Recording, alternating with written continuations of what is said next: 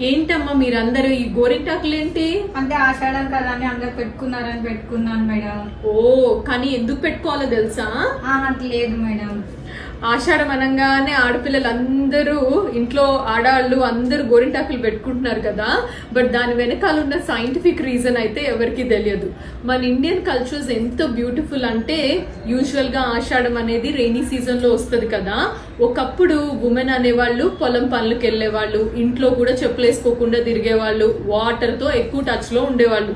So rainy season లో గోరింటాకు పెట్టుకోవడం మూలంగా ఫంగల్ ఇన్ఫెక్షన్స్ రాకుండా స్కిన్ ని ప్రొటెక్ట్ చేస్తుంది. అంతెందుకు నెయిల్స్ బ్రేక్ అవ్వకుండా హెల్ప్ చేస్తుంది యాంటీ ఫంగల్ ప్రాపర్టీస్ మూలంగా. అండ్ స్కిన్ కి మాయిశ్చరైజర్ ఎఫెక్ట్ కూడా ఇస్తుంది. కొంతవరకు బాడీలో హీట్ ని తగ్గించడానికి హెల్ప్ అవుతుంది అనమాట. కానీ ఇప్పుడున్న జనరేషన్ ఆడపిల్లలు ఏదో కలర్ కోసం అనుకొని ఫాస్ట్ కోన్ అంట, బ్లాక్ హెన్నా అంట, ఇవన్నీ పెట్టుకుంటున్నారు.